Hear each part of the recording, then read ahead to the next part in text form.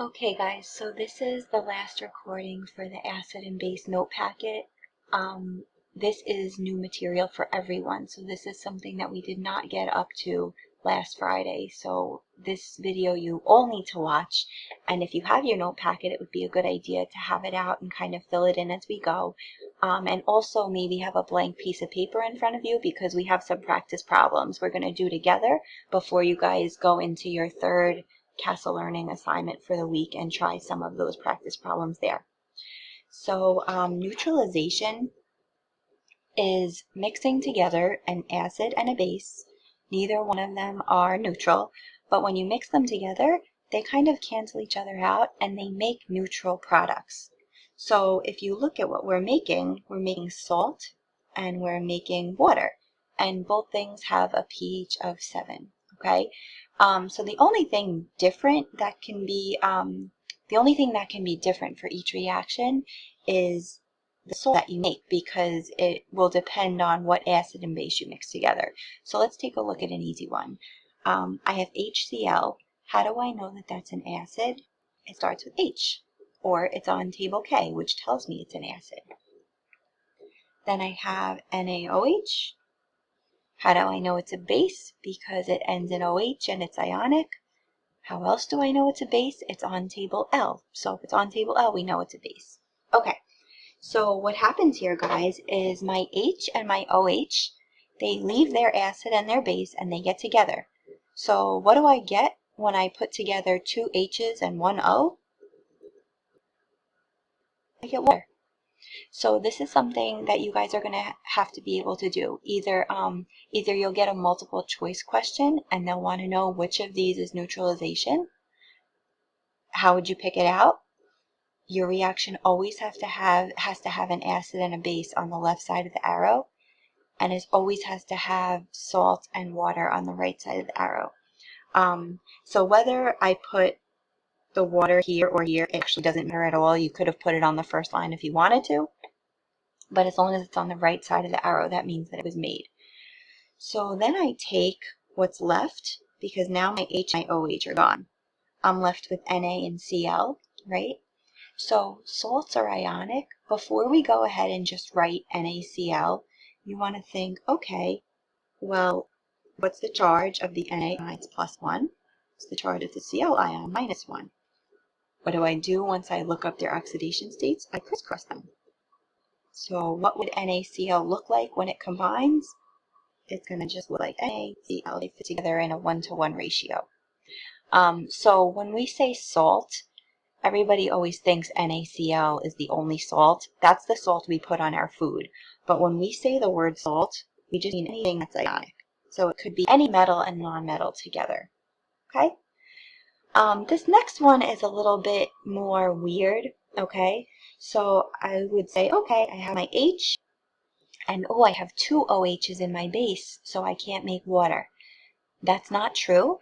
I don't want you guys to worry about the amount of H's and OH's, because no one said we have to balance these equations. So it doesn't matter that there's two OH's. It wouldn't matter if there were 10 of them. It wouldn't matter if there were two H's. After we get the equation balanced, which we don't have to do, that would all work out. All I care about is that if you have one H and one OH, you're always going to make water. So this question, guys, I know I mentioned multiple choice, but this shows up on the part 2 a lot, exactly like this. They give you your acid and your base, and they give you two blank lines, and they want to know what you're going to make. So I always would circle the H and the OH first, and then get rid of them. Those make water. So now I'm left with Mg and Cl, right? So guys, when we write ionic compounds, just like I did at the one above it, the metal always gets written first. If you don't write the metal first, that's not really correct. Then I'm going to go look up. I think we've had to do this and you don't know where I got a +1 and the -1 from. Here's Mg. What do you see in the top right corner? A +2. Over on this side, we have chlorine. See it there? And the top oxidation state is a -1. So just in case you forgot what to do there, that's where I got those numbers from. What do I do next? I crisscross. And what do I get as my salt? I get MgCl2. So now guys, if you don't put that little there, that's technically wrong. That's not the formula for magnesium chloride. So it is very important that you look up those oxidation states and you crisscross them. 99% of the time, the oxidation states are cancel out and you're going to end up with a 1-to-1 ratio, meaning if you forgot to look up the oxidation states and crisscross, you're going to get lucky. But this is us telling you that sometimes they don't cancel out. So please, please, please try to remember to look those up and crisscross. Okay, so practice problems. This is not in your note packet. This is where I told you guys it would be a good idea to have a blank piece of paper. This is a video, so you can pause it. What I would do if I were you, I would try to do question number 1. I would pause me right now and then do number 1 and then unpause me and see if you did it right.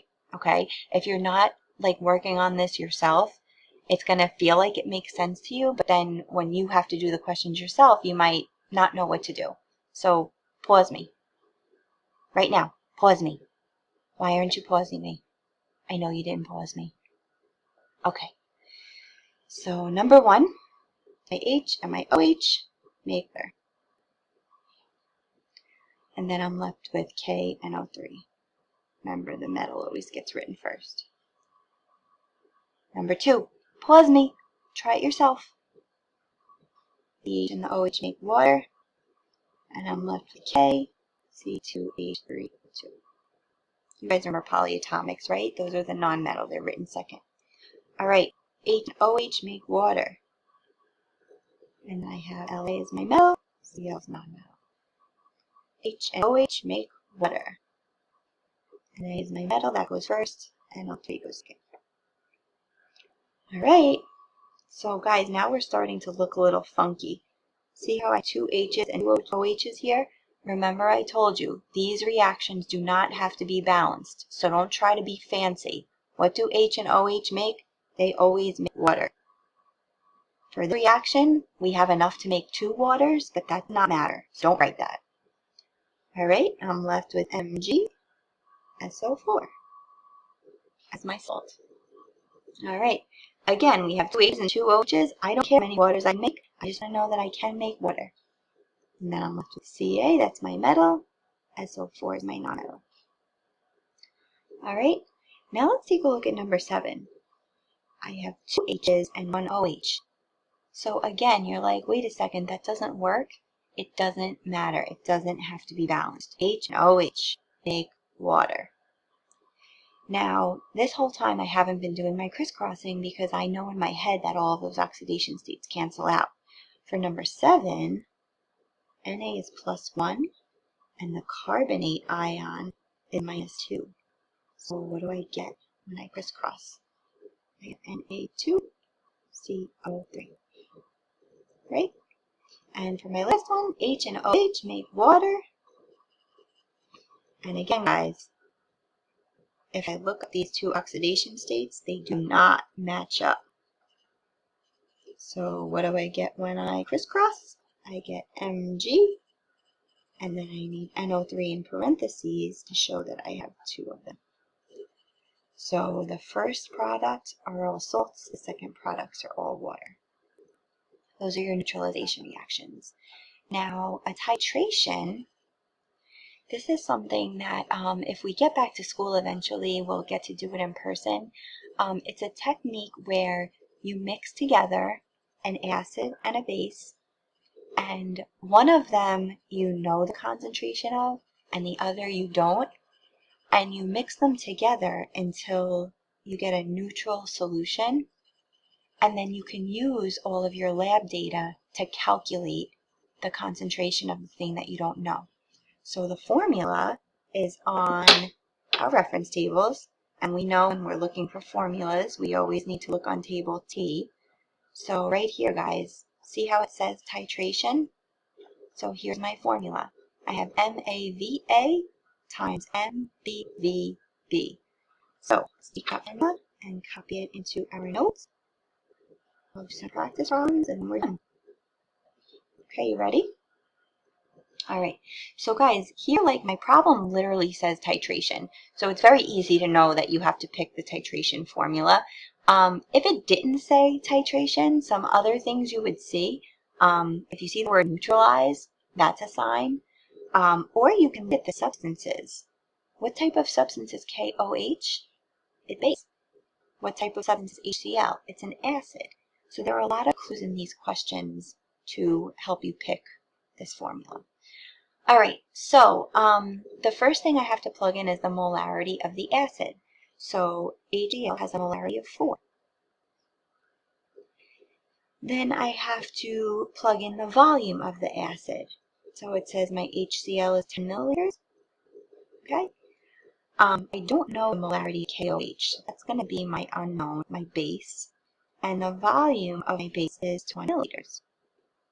So if I divide both sides by 20, I get 40 divided by 20, which equals 2. So now I have a molarity of 2. And I figured out what my base is by mixing the two together. All right.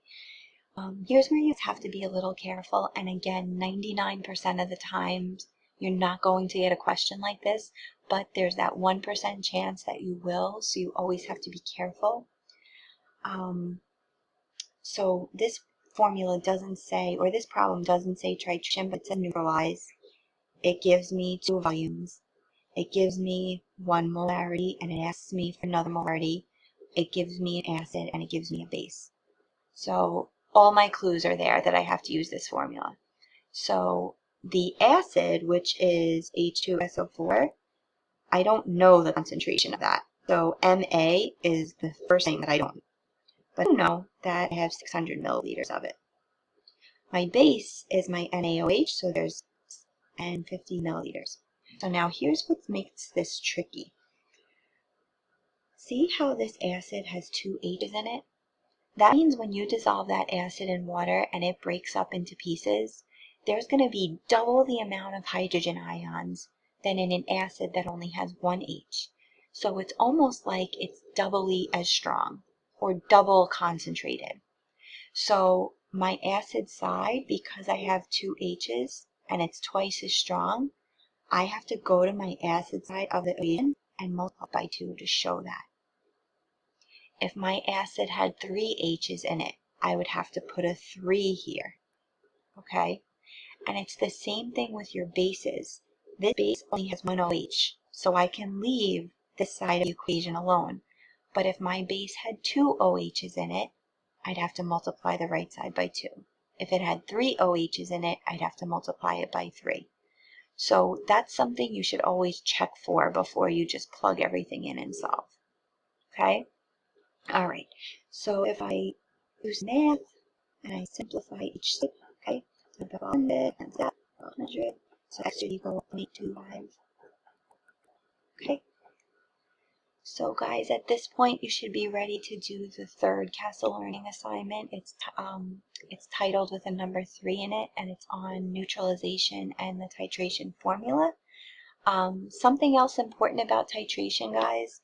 How do we know when we get a neutral substance? We use phenolphthalein, which is an indicator. I forgot how to spell it. I'm not sure if this is right. That's an indicator on table M. So acids are colorless for phenolphthalein and bases are pink. So if we want to see if this is neutral, we're going to mix together until it'll color. Like I said, acids are colorless, bases are pink. Neutral is going to be light pink. So I would mix my 2 liquids together and get a light pink color. I would know it's neutral, and that's where I can tell. Okay? All right, guys, so get working on that CASEL learning. When you're done with the first 3, there's a 4th CASEL learning. That's a review of the whole unit. And maybe I'll talk to you guys soon.